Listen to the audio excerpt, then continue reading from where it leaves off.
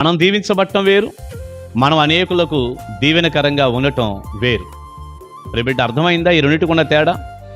ఈనాడు చాలామంది భౌతికంగా దీవించబడుతున్నారు, కానీ అనేకులకు దీవెనకరంగా ఉండే జీవితాలు మాత్రం కనిపించటం లేదు.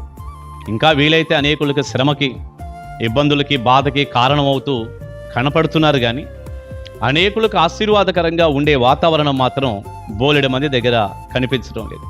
కానీ అబ్రహాము అండి, ఆయన దీవించబడ్డాడు, ఆయన నామం గొప్ప చేయబడింది. దేవుడు చెప్పాడు నేను ఇలా చేస్తానని.